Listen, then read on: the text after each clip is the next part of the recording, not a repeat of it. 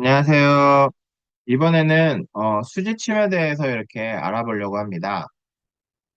잠깐 보시죠. 자, 이제 수지침을 이제 공부해 볼 건데요. 수지침 혈자리 및 기초입니다. 이제 기초지만 이것이 굉장히 놀라운 것은요. 지금 제가요, 요것을 배워서요, 가족들한테 그대로 적용해서 쓰고 있습니다. 근데 효과가 매우 좋습니다. 굉장히 정확한 효과를 보여주고 있어요.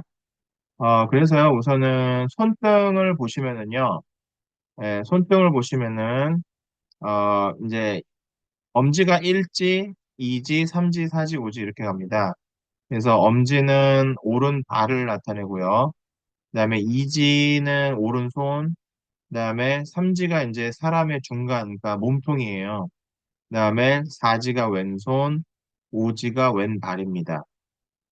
그래서요, 삼지를 보시면 삼지에 이 부분의 그 손가락 끝마디 쪽이 이제 머리 부분이고요.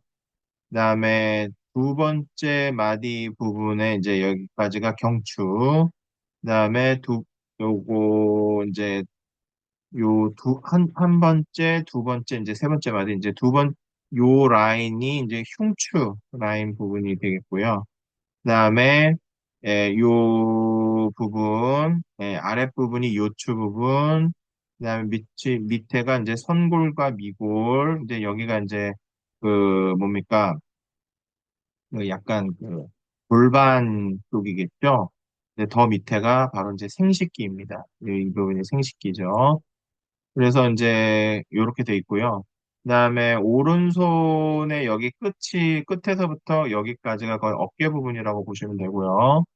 왼손의 어깨 부분이라고 보시면 되고, 네, 왼발과 오른발의 이 부분이 고관절, 그러니까 다리의 끝에 있는 고관절 부분이라고 보시면 됩니다. 이거는 직접적으로 제가 이렇게 두드리면서 확인한 곳입니다. 그래서 정확한 겁니다. 자, 그 다음에 갈게요.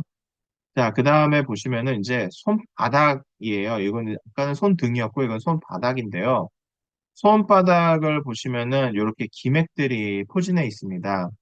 그래서 이제 여기가 일지죠. 일지, 이지, 삼지, 사지, 오지인데 일지에 위장기맥, 비장기맥, 관기맥이 있고요. 그다음에 이지에 심장기맥, 심포기맥, 폐기맥이 있습니다. 그다음에 삼지에 소장기맥, 대장기맥, 위장기맥, 신장기맥과 그다음에 중선에 임기맥이 있습니다. 요런 것들이 있는데요. 이것이, 거울처럼, 요렇게 삼지를 중심으로 해서, 중선을 해서 위장, 대장, 소장, 폐, 심포, 심장, 간, 비장, 위장이 이렇게 거울처럼 이렇게, 그러니까 데칼코마니죠. 데칼코마니 같이 이렇게 찍어낸 듯이 이렇게 펼치면은, 정확하게 포진이 되어 있는 것입니다. 이건 정확하게, 유태우 박사님이라는 분이 실험을 통해서 다 이것을 밝혀낸 겁니다. 네, 정확한 것입니다. 자, 그 다음 넘어갈게요. 자, 정의 가겠습니다. 손이 인체라는 원리를 이용하여 손 안에 한정된 부위 345개의 치료점이 있습니다. 침이나 등 그 밖의 기구를 사용해서 인체의 정상적인 기능을 조절시켜 질병의 예방과 관리, 조절, 회복을 목적으로 하는 요법입니다. 역사적 배경은 1971년에서 75년 사이에 유태우 현 고려수지침 요법학회 회장에 의해서 상한이 되었으며 손부위 내에서 인체 질병을 진단하고 치료한다. 이게 이제 그 수지침 앞에 설명 부분에 유태우 회장님이요, 자기가 발견한 그 경위를 설명해 놓은 게 있어요. 어느 날 이렇게 낮잠을 자고 계셨대요. 어느 날 낮잠을 자고 있는데, 이렇게 하늘에서 음성이 들렸대나? 뭐냐면은, 둥지와 몸이 연결이 돼 있다라고 하는 그 음성이 들렸대요. 그래서 잠에서 깨갖고, 그때부터, 그렇게 연구를 시작했다고 합니다. 이렇게 가르쳐 주신 분이, 그죠? 저는 하나님 같으신데, 하나님이 가르쳐 주신 것 같은데, 하여튼, 예. 자, 1971년 손과 인체의 상응관계를 창안하고 이에 상응요법, 14기맥요법, 345개 혈점 등을 연구하여 1975년에 발표했다. 현재 우리나라의 수지침요법을 접한 사람은 200만 정도이며 세계적으로는 40여 개국에 보급되어 있다. 기본 원리, 수지침요법의 기본 원리는 크게 세 가지로 나눌 수 있다. 손은 인체의 축소판이므로 손 안에 인체가 상응되어 있다. 인체 어느 부위에 고통 증상이 있으면 반드시 손의 상응 부위에 아픈 곳이 나타난다는 것이다. 이 기본 원리를 이용하여 진단하고 치료하는 방법이 곧 상응요법이다. 상응요법은 간단하고 부작용이 없으므로 누구든지 쉽게 활용할 수 있다. 이게 진짜로 기본 원리인데요. 놀랍게도요. 만약에 예를 들어서 배가 아프잖아요. 그러니까 위가 아프잖아요. 그러면 편하게도 그 손의 위에 해당되는 자리를 이렇게 손톱이나 이렇게 볼펜을 끝으로 이렇게 누르잖아요. 엄청나게 아픕니다. 그게 굉장히 되게 놀라워요. 예, 엄청나게 아픈데 거기다가 힘을 놔준다든지 뜸을 놔준다든지 압봉을 그러니까 확 해주는 그 금속이 있어요. 그걸 붙여주잖아요. 네, 전기 충격도 주고요. 그러면은 그 부분이 낫습니다. 이게 진짜로 그죠? 자, 오지는 오장과 관계되어 있습니다. 첫째 손가락은 간, 둘째 손가락은 심장, 셋째 손가락은 비장, 넷째 손가락은 폐, 다섯째 손가락은 신장과 자궁에 속합니다. 이 원리를 이용한 방법이 오지요법입니다. 손안에 14기맥과 345개의 치료혈이 있습니다. 이 원리는 장부의 기능을 조절하는 데 이용합니다. 즉, 수지요법에는 모든 질병의 발생 원인이 내장에 있다고 봅니다. 내장은 육장 육부를 의미하며 육장은 간, 심장, 심포, 비장, 폐, 신장이며 육부는 담, 소장, 삼초, 위장, 대장, 방광이다. 모든 병은 장부의 기능을 부조화해서 오므로 장부의 기능 부조화해서 오므로 이들의 상태를 파악하여 14기맥 중 손가락에 있는 12기맥에서 조절하게 된다. 나머지 두 기맥은 앞면 정중앙선과 뒷면 정중앙선을 의미한다. 나머지 345개 치료점은 내장에 문제가 있을 때 치료하는 점으로 정혈이라고 한다. 자, 이 원리를 이용해서 치료가 한 것이 기맥요법이다. 상응요법론. 상응요법에서 가장 필요한 내용은 먼저 상응 부위를 알아야 하고, 다음에는 상응 반사점을 찾아야 하고, 다음에는 상응점에 자극을 주는 방법을 잘 알아야 한다. 인체의 신비는 묘한 것이어서 내장의 질병이 발생하면 유기적인 반사계에 따라서 반사가 인체 표면에 나타나는 것이기는 하나 이러한 반사점이 손에서 나타난다는 이론은 지금까지 없었던 것이다. 그죠? 일종의 그 유태우 박사님이, 유태우 그 회장님이 이제 예를 들어서 이제 기독교 용어로는 계시로 본 거죠. 네, 하나님이 이렇게 여기에 뭐가 있다 이렇게 가르쳐 주신 거죠. 그런 원리에서 발견한 거기 때문에 지금까지 이런 이론은 없었습니다. 인체의 병적인 반사가 손에서도 나타난과 동시에 이곳에 대한 자극이 바로 치료와 연결된다는 사실에 놀라면서 이때부터 연구한 것이 고려수지침 요법의 시작이 되었다. 손바닥은 인체의 전면에 해당된다. 수지침 요법에서 손바닥은 사람의 앞부분 또는 복부에 해당된다. 손바닥 손목 쪽으로 그림상에서 I1 지점은 생식기 부분에 중지 손톱 밑에 A33은 머리의 정수리에 해당된다. 아까 이제 그림 보여드렸죠? 거기에 이렇게, A는 기맥을 얘기하고요. 1은 위치를 말합니다. 그래서 가운데 손가락의 첫마디인 A16 지점은 명치 끝이다. A1에서 16의 정중간은 A8은 배꼽에 해당된다. A8을 중심으로 A1의 마지막까지는 아랫배에, A8에서 A16까지는 상복부에 해당된다. 특히 A12는 위장에 해당된다. 이거 지금 무슨 말인지 하나도 모르시겠죠? 요 말이거든요. 여기가 A33이고요. 여기가 A1이에요. 이거에 대한 지금 설명한 겁니다. A1이 그래서 생식기 부분이고, 그 다음에 A8 부분, A8 부분이 여기가 위장에 해당됩니다. 위장에 해당되고요. 그다음에 여기 A33이 여기가 정수리 부분에 해당되거든요. 여기에 해당되는 것을 지금 설명해주고 있는 겁니다. 그래서 가운데 손가락의 셋째 마디부터 인체의 머리에 상응하는 부위로 A20은 목구멍, A24는 턱 아래, A28은 코에 각각 해당된다. 또한 제2지와 4지에는 양팔에, 제1지와 5지는 양다리에 해당된다. 위의 배당 관계는 양손이 같다. 한 손에 인체 전신이 배당되어 있음을 알 수가 있다. 그렇습니다. 이 배당 관계는 양손이 똑같습니다. 그래서 한쪽에 전신이 다 들어와 있어요.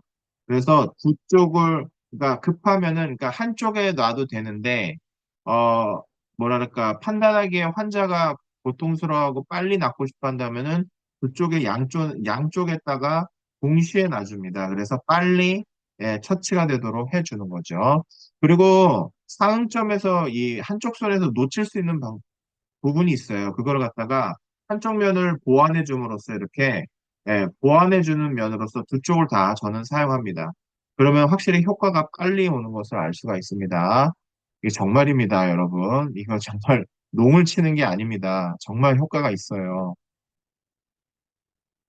자, 손등은 인체의 후면에 해당된다.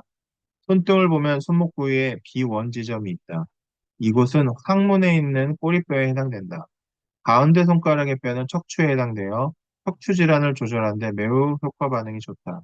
가운데 손가락의 첫째 마디 관절은 B14로 견갑골의 아래와 척추와의 교차점에 해당되고 둘째 마디 관절은 B19로 목을 숙였을 때 목뼈가 볼록 튀어나오는 것에 해당된다. 가운데 손가락의 B24는 뒷목의 머리털 난 위쪽에 쏙 들어간 지점을 말한다. B27은 뒷머리 부분에 해당된다. 이거는 이제 손등을 말하는 건데요. 아까 제가 손등 이거 보여드렸죠? 여기를 갖다가 여기도 마찬가지로 숫자로 기맥과 숫자로 다 매겨놓은 거예요. 그거를 지금 설명해주고 있는 겁니다. 예, 그래서 그렇죠. 그래서 손바닥처럼 양손 동일한 배당 관계를 나타냅니다. 자, 제2지와 사지는 양쪽 팔에 해당됩니다. 예, 상응도에서 보는 것 같이 제2지와 사지는 양쪽 팔에 해당됩니다. 이 중에서 제1절은 경관절, 제2절은 주관절, 제3절은 끝마디는 완관절에 해당됩니다. 손가락은 손톱과 지문 사이의 부위에 해당됩니다. 자, 그 다음, 손바닥 쪽은 팔의 내측에, 손톱 쪽은 팔의 외측에 해당됩니다. 여기에 구체적인 부분은 경락과 기맥을 연결시켜 판단해도 됩니다. 손가락의 상응점은 질환의 복잡성 때문에 명확하게 구별하기가 곤란하지만 대체로 폐기맥 쪽의 일지, 심기맥 쪽을 오지로 잡습니다. 조금 약간 복잡하죠. 아까 기맥도 보셨죠? 이게 간단하지 않습니다. 굉장히 복잡해요. 수지침도 간단하지 않습니다. 그 다음에 제1지와 오지는 양쪽 다리에 해당이 됩니다. 제1지와 오지는 양쪽 다리에 상호하는 위치이다. 이 중에 제5지를 보면 제1절 손바닥 부착 부위는 고관절에, 2절 가운데 마디는 슬관절에, 제3절 끝마디는 족관절에 해당이 됩니다. 그러니까 오지도 보시면은요. 이게 이제 그 고관절, 슬관절, 족관절 이게 지금 거리적으로 좀 느껴지시나요? 아까 제가 말씀드렸죠. 여기가 이제 이게 손가락이 하나, 둘, 이렇게 나눠질 수 있잖아요. 그죠? 이게 하나, 둘, 그죠? 이게 세 마디로 나눠지지 않습니까? 그래서 이제 이쪽을 갖다가 이제 고관절로 보는 거죠. 그죠? 이게 이제 긴 다리라고 본다면 고관절이고 이쯤이 슬관절이고 그죠? 이 끝마디를 갖다가 우리가 족관절로 보는 겁니다. 이해되시 이해가 되셨을까요? 그래서 1절의 손바닥 부착 부위는 고관절이라고 보고요. 2절은 가운데 마디는 슬관절, 끝마디는 족관절에 해당이 됩니다. 정말 그렇습니다.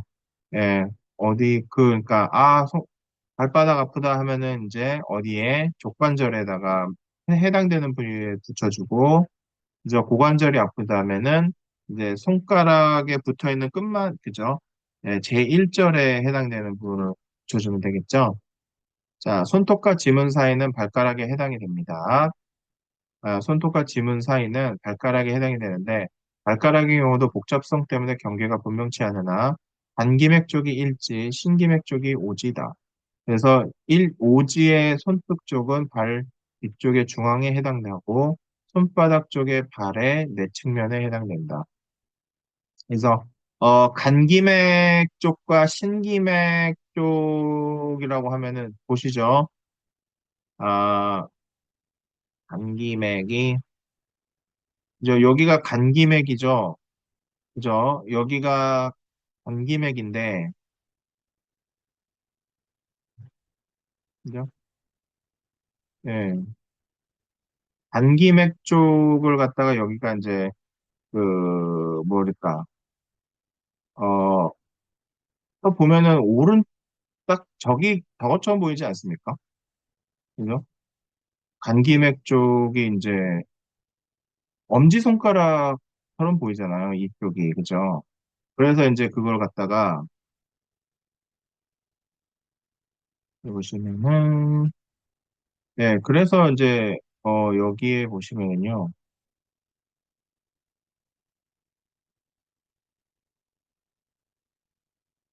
그죠? 여기 이제 여기서 나와 있죠. 그래서 이제 그 간기맥 쪽이 제1지다. 저 간기맥 위치가 좀 약간 비슷하잖아요. 그 일지면은 이제 그 엄지발가락을 얘기하거든요. 그래서 엄지발가락하고 이제 비슷하기 때문에 그죠? 거기에 이제 해당되는 거죠. 신기맥 쪽은 이제 끄트머리 쪽이겠죠. 그래서 이제 거기가 오지 새끼발가락을 얘기하는 겁니다. 그래서 제 오지의 손등 쪽은 발의 뒤쪽의 중앙에 해당되고 손바닥 쪽은 발의 내측면에 해당된다. 그래서 이렇게 보시면 됩니다. 그죠? 요거는 자, 그다음에 앞무릎의 정강이 부분은 위기맥 선상에 해당되고 발의 측 부분은 제5지의 내측 부분인 담기맥에 해당된다. 자, 제1지는 완관절의 접합 부분 관절이 고관절에 해당된다. 제1절은 슬관절에, 제2절은 손톱 위의 끝마디는 족관절에 해당된다. 아까 설명했던 게 다시 반복돼서 나오고 있네요. 상응 부위를 정한 뒤에는 상응점을 찾아야 되는데 통증의 신경 경로상 위치가 약간씩 다른 곳에서 나타날 때도 있다. 특히 상응점을 중시한다. 그래서 상응점을 중시한다는 거는 눌러봐서 아픈 곳을 찾아야 된다는 이야기예요. 그래서 만약에 이제 예를 들어서 오른쪽 발가락이 아프다고 생각을 해봅시다. 오른쪽 발가락이 아프면 어떻게 찾아야 될까요? 보세요. 오른쪽 발가락이 아프다. 그럼 여기가 오른발 아닙니까? 그죠? 오른발이 그 오른손가락에 나와 있는 것이 오른발인데 오른쪽 발가락에 해당되는 것이 아까 뭐예요? 안에 있었던 그 간기맥에 해당되는 것이었죠. 간기맥이 안으로 들어갔잖아요. 간기맥에 해당되는 이 간기맥 쪽을 갖다가 거기서 뭐냐면은 통증이 나타난다는 거예요. 눌러보면은 거기 아픕니다. 오른쪽 발가락, 거기가 오른쪽 발가락에 상응하는 상응점이라는 이야기를 지금 하고 있는 겁니다. 아셨죠? 자, 5번. 중지 끝과 얼굴 부분의 중지 내면의 끝마디는 얼굴 부분이다. 그래서 3절은, 제3절은 턱끝, 턱 아랫부분이며 맨 끝부분은 머리끝 가장 꼭대기 부분이다. 머리끝 부분과 제3절의 중간 지점이 A28인 코의 상위점이며 A28에서 머리끝 부분까지의 중간점의 양쪽 지점이 눈 상부 E2, 눈 질환이 있을 때 자극을 줘 치료한다. 이게 무슨 말인지 하나도 모르시겠죠? 이거는 해봐야지 알아요. 요거는 그 상응도를 보면서 그 병열도를 보면서 눌러보셔야지 아는 겁니다. 이거는 그죠? 잠깐만 A28, A28 그 다음에 눈 상응부만 설명해 드릴게요. 그러면 자 A28이 어디냐면요. 여기가 33이니까 A24, 25, 26, 27, 28 여기가 얘 28인데요. 여기가 코에 해당되는 부분이에요. 코에 해당되는 부분이고 I2는 여기랑 여기가 I2거든요. 여기가 눈에 해당된다는 얘기입니다. 아셨나요? 그래서 만약에 코에 콧물이 흐르잖아요. 코피가 나잖아요. 그러면 이 코자리, 그죠? I28자리에다가 은박지로 이렇게 똘똘똘 물거나 아니면 앞봉을 붙여주나요? 멋습니다. 정말입니다. 그다음에 콧물 흘릴 때도 거기다가 그죠? 예, 그 악봉을 붙여주거나 은박지로 똘똘똘 말아갖고 이렇게 테이핑해서 붙여주잖아요. 금방 멎습니다. 정말이에요. 그다음에 I2 부분이 눈 부분이거든요. 눈. 우리 눈에 해당되는 부분인데 눈이 아프거나 예, 문제가 있을 때 여기다가 자극을 해줘서 이렇게 앞봉을 붙이거나 침을 놔주잖아요. 그러면 개입니다. 예, 그렇습니다. 저도 예, 다 경험을 해본 겁니다. 자, 그 다음에 E2에서 옆으로 손톱 아랫부분이 귀의 상응점이다. A24와 A28의 중간점은 A26의 입병의 상응점이다. 또한 중지 손톱의 끝마디는 제2경추에 해당된다. 이 부위에서 손톱까지는 뒷머리이며 그 양쪽 면은 뒷머리 측면에 해당된다. 이상에서 보는 바와 같이 좌수에서도 전신이 배당되어 있고 우수에서도 전신이 배당되어 있을 경우에 어느 쪽을 치료에 이용할 것인가는 좌우의 배속 관계를 잘 파악한 연후에 해야 된다. 이 점에 대해서는 다음과 같은 기준을 정하고 있다. 사람이 앞쪽을 바라보고 있는 것과 같이 손바닥도 앞을 바라보게 한다. 즉, 손을 앞으로 내밀어 눈으로는 손등을 쳐다보는 모양을 하고 나서 좌우를 결정한다. 이때 왼손의 경우에는 사지와 오지는 왼쪽 팔과 다리에 해당되고 제1지와 2지는 우측 팔과 우측 다리에 각각 해당된다. 반대로 오른손의 경우에는 제4지와 제5지는 오른쪽 팔과 팔 다리에 제1지와 2지는 왼쪽 팔다리에 각각 해당된다.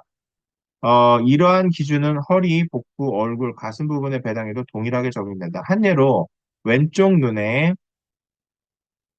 질환이면 좌수 좌측, 오른쪽이면 우수 우측을 이용한다.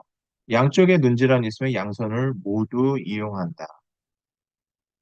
자, 네, 무슨 말씀인지 그죠? 아시겠죠? 자, 무슨 말이냐면요. 요렇게 이제 보시면은요. 우리가 이 보는 손등이 우리의 뒤쪽이고요. 이 손 앞에 이 손면, 손 안에 있잖아요. 이게 우리의 안쪽이란 얘기입니다. 그렇죠? 그리고 예, 만약에 왼쪽에 왼쪽에 왼쪽에 이 왼쪽에 일지가 오른발이고요. 예, 예, 왼쪽에 그 이지가 이게 오른 팔이 되겠죠. 오른팔이 되겠죠. 이게 중지는 우리의 몸통이고요. 그 다음에 이 사지가, 그죠? 예, 우리 손의, 예, 그러니까 우리의 왼쪽, 그죠? 이게 오른쪽이고, 이게 그죠? 왼쪽 팔이 되겠고, 그다음에 이 오지가 이제 왼쪽 발이 되는 겁니다. 무슨 말인지 아시겠죠? 그래서 일지가 오른쪽 발, 이지가 그죠? 오른쪽 손, 그다음에 중지는 우리의 몸통, 그다음에 사지가 우리의 왼쪽 팔, 그다음에 오지가 우리의 왼쪽 다리가 되겠습니다. 그리고 등은 우리의 등 쪽, 그다음에 손 안에, 그죠? 손 안은 우리의 내장 쪽. 아셨죠? 예, 그 말을 하고 있는 겁니다. 자, 6번. 상응점을 찾는 방법과 반응점 진단법. 상응점의 발현은 질환이 있으면 언제든지 나타난다. 하지만 증상이 가벼울 때에는 잘 알아내기 어렵다. 이때에는 병철을 두드리거나 압박하는 등의 물리적인 자극을 주면 다음에 찾으면 예, 뚜렷이 나타난다. 그러니까 무슨 말이냐면은요. 이게 증상이 가벼울 때는 잘 안 나타난다는 거예요. 증상이 가벼울 때는 이 손에서 그러니까 통증점이 잘 안 나타나거든요. 그럴 때는 증상이 있는 곳을 더 때려요. 두드리거나 압박을 해서 자극을 주면은 이제 아파지잖아요. 그러면은 이 사음점이 나타난다는 얘기입니다. 뚜렷이 나타난다는 얘기예요. 참 재밌죠. 자, 사응점은 일단 병측의 수지에서 나타난다. 즉, 우측 다리가 아프면 우수 우측에 해당되는 제5지에서 나타난다. 좌측 눈병이면 좌수 좌측에서 나타나고, 왼쪽에 후두통이면 좌수 좌측의 후두 부위에서 나타난다. 좌측 요통도 좌수 좌측 허리 부위에서 반응이 나타난다. 반대로 반응점이 반대쪽에서 나타나기도 한다. 좌측에 후두통이 있을 경우에 우수 좌측에 TV에서도 반응이 나타난다. I2죠, I2. 12가 아니라 I2. 왼쪽 눈질환이 있을 때 우수 좌측에 E2로 상점이 나타나기도 한다. 요통 역시 반대쪽 반응이 나타날 경우도 있다. 그러므로 한쪽 수지에서 전신 질병을 모두 치료할 수 있다. 그러나 보편적으로 병측의 수지를 많이 이용한다. 신체에 질환이 있을 경우에 수지의 상부에서는 반드시 반응점이 나타난다. 이 반응점의 형태는 통점, 긴장대, 응결점, 색택, 전자 반응점으로 나타난다. 네, 반응점이요 반대측에서 나타나는 경우도 있습니다. 그래서 이제 좌측에 이제 우리가 좌측에 후두통이 있잖아요. 근데 우수의 그죠 오른쪽 손에 좌측에 그죠 I2에서도 반응이 나타날 때가 있다라고 하죠. 그죠? 그다음에 왼쪽 눈질환이 있는데 우수의 좌측에 I2로 상응점이 나타나기도 한다라는 것입니다. 그래서 이렇게 그 반대측에서도 나타난다.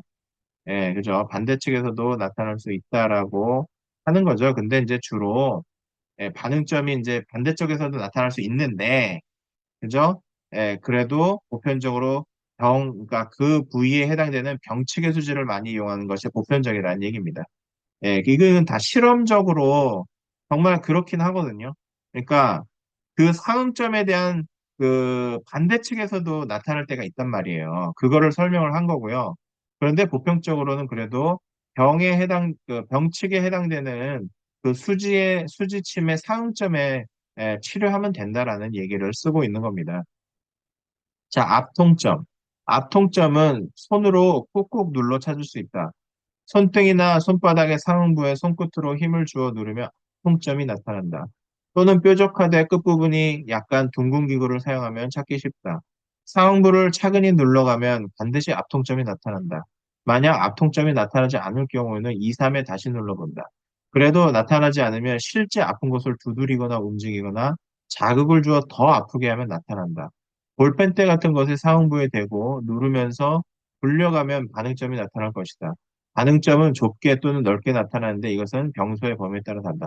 네, 제가 제일 많이 사용하는 법입니다. 긴장대는 주로 손바닥에서 나타난다. 손바닥을 천천히 만져보면 다른 피부보다 긴장되고 딱딱하고 촉감이 거친 경우를 볼 수 있다. 또는 그 부위가 굳은 것처럼 딱딱하게 느껴지기도 한다. 질환이 있는 경우에는 반드시 손바닥에 나타난다. 특히 I4에서 12에서 나타난다. 손바닥의 운동에 의해 피부가 굳어지는 경우도 마찬가지 현상을 가져온다. 이 긴장대가 완전히 없어져야 질환도 낫게 된다. 응결점. 응결점은 주로 손바닥과 손가락에서 나타난다. 특히 중지에서 많이 나타난다. 각 관절을 만져보면 관절면에서 은단만하게 튀어나온 것이 발견된다. 크게 근육이 굳어져서 콩알만하게 돌출되는 경우도 있다. 제1지, 2지, 4지, 5지에서의 응결점은 주로 사지의 질환으로 나타나지만 제3지에서의 반응은 두부, 척추의 질환을 그대로 나타낸다. 색택. 색택은 전체적인 색깔과 국소적인 색깔로 구별한다. 건강한 사람의 손은 혈색에 윤기가 있으며 탄력이 있고 온난하며 마르지 않고 부어있지 않으며 모든 동작이 자유롭다. 그러나 만성적인 병자의 경우 혈색을 보면 건강인가 한이한 차이가 있다. 윤기가 없거나 탈색되어 있고 또한 적색, 청색이거나 빈혈 상태이고 어느 경우에는 황색과 흑색을 띠기도 한다.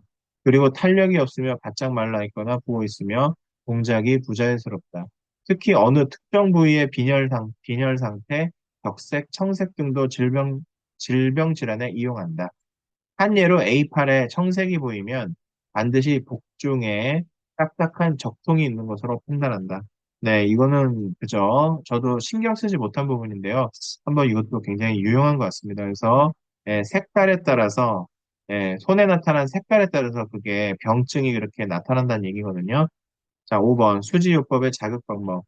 치료를 위해서는 우선 고통 증상이 있는 신체 부위에 해당되는 손에서 사음점을 잘 찾아야 한다. 성냥개비와 같은 끝이 뾰족한 것으로 해당 부위를 꼭꼭 눌러보면 유난히 따끔한 통증을 느끼는 지점이 있는데 그곳이 바로 상응점이며 치료점이 된다. 꾸준하게 압박 자극을 주면 어지간한 교통은 쉽게 완화된다. 사실입니다. 정말입니다. 치료점, 상응점은 찾은 다음에는 자극 방법을 알아야 한다. 수지침의 자극 기구로는 수지침, 서암침, 티봉, 각종 압봉, 서암봉, 자석봉, 서암뜸 등 많은 것이 있으나 마땅치 않은 경우에는 기타 각종 압박 자극이면 무엇이든 효과를 볼 수 있다. 기초적인 응급처치나 가벼운 증상은 상응점의 자극만으로도 좋은 효과를 볼 수 있다. 수지침을 놓는 방법. 먼저 수지침관을 수지침에 넣는데 끝까지 다 들어가도록 넣는다. 수지침이 빠지지 않도록 피부면에 바싹 대고 관을 똑바로 세운다. 수지침관을 세운 다음에 침관의 밑대를 약 1cm가량의 높이로 들었다 놓았다 한다. 이것을 2, 3회 반복한다. 수지침은 쓰러지지 않을 정도로만 가입하면 된다. 침을 놓을 때 유의사항. 이 찌르기 전후에는 반드시 손을 충분히 비벼준다. 이건 이제 혈액순환을 촉진시키고요. 그 다음에 기혈을 순환시킨다라는 개념입니다. 예, 그 수지침도요, 이게 기가 흐른다는 그러한 예, 그 경혈사상이 바탕이 돼 있죠. 아까 정혈이라고 했죠. 경혈사상이 바탕이 되어 있기 때문에 반드시 손을 충분히 비벼줘서 이완시키고 이제 치료할 준비를 하는 거죠. 찌를지라도 충분히 소독을 하는, 그리고 철저히 알코올솜으로 소독을 합니다. 그다음에 절대로 깊이 찌르지 않습니다. 그죠? 예, 깊이 찌르서 이제 그 혈관을 손댄다든지 그런 걸 방지하고자 하는 겁니다. 수지침도 강한 자극을 주면 쇼크가 일어납니다. 그래서 쇼크를 일으킬 때는 안정을 취하고 A8, 12, 16, D28, 12, A33의 서원봉이나 휴지침을 놓으면 곧 해소된다. 심할 때는 응급처치를 하고 쉰다. 이게 뭐냐면 안정을 취하는 혈자리예요. 그다음에 수지침의 장점, 손 부위에서만 치료점을 정하여 약한 자극을 주기 때문에 고통이 적고 안전하고 위험 부담이 적고 효과가 우수하다. 이게 이제 수지침이 좋은 건데요. 잘못 놔도 그렇게 부작용이 없어요. 잘못 놔도 이렇게 부작용이 없어서 그게 모든 질병을 스스로 진단하여 자기 스스로가 치료할 수 있다. 설사 위치를 잘못 선정하여 자극을 주어도 비록 목적한 효과가 없다 해도 부작용은 없다. 이제 방금 설명한 게 나오네요. 수지요법은 생활 주변의 도구를 자극기구로 직접 응용할 수가 있기 때문에 때와 장소를 가리지 않고 응용 범위가 그저 광범위하다. 대중요법으로 고통을 제거시키는 효과가 우수하다. 내장 기능의 조절, 바후 기능의 조절, 허실, 한열의 기능 조절의 효과가 분명하고 명백하다. 질병의 정도에 따라서 치료하는 여러 가지 기구들이 있다. 질병의 예방과 조기 치료에 효과가 우수하다. 수지 치료의 필요성, 난치병의 치료에도 효과가 우수하다. 이거는 많은 사람들이 난치병에도 이렇게 효과가 있었다라고 하는 증언들이 있죠. 그죠? 그다음에 응급처치가 쉽고 가능하며 효과가 우수하다. 현재 의학으로 치료할 수 없는 난치병 질병 치료도 수지의학으로 치료해 의외로 효과를 얻는 예가 대단히 많다. 맞습니다. 자꾸 제가 먼저 말하고 여기서 얘기를 하네요. 자, 그다음에 수지의학은 인체 기능의 기능을 조절시켜서 인체가 질병을 예방, 치료하게 하는 것이다. 수지요법으로 질병을 치료한다고 하는 것보다 인체의 기능만 조절시켜주면 인체 스스로가 모든 것을 조절시켜 치료함으로 가장 완전한 의학이다. 그죠? 그러니까 수지요법도요, 일종의 근데 한의학 자체가요, 치료한다기보다는요, 인체의 기능을 조절해주는데 뭐랄까, 한의학에 초점이 되어 있습니다. 이것은 한의학의 원리예요. 그러니까 서양의학은 직접 환부를 치료하는 것이 목적인데요. 한의학은 그렇지 않습니다. 인체 기능을 조절시켜주는 기능을 많이 해줘요. 물론, 직접적으로 치료를 하는 것도 있지만, 한의학의 기본 원리는 음양, 오행의 조화입니다. 음양, 그죠? 예, 음양과 이제 양이라고 하는 것은 뭔가 이렇게 그 활성화돼 있고, 활력화돼 있고, 밝고, 이런 것들이 이제 양이 되겠죠. 음은, 예, 뭐예요? 굉장히 어둡고, 그다음에 가라앉아 있고, 그죠? 그런 것들이 이제 음과 양이죠.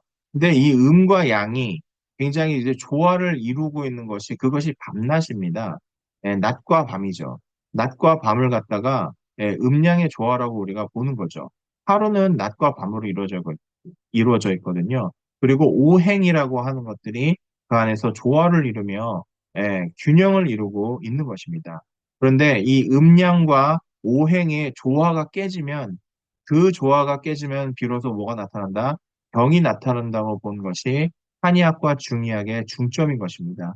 그래서 치료를 한 것이 직접적인 치료보다는 이 음양의 조화와 오행의 순환성을 갖다가 순환시켜서 기를 보호하고 나쁜 것을 사하고 없애고 그래서 보사 관계를 통해서 이것을 갖다가 음양과 오행을 조화롭게 한다는 것이 한의학의 목적이에요. 아시겠죠? 그래서 이런 멘트를 써놓은 겁니다. 그래서요, 여기까지 해서 오늘은 수지침에 대해서 알아봤습니다. 감사합니다.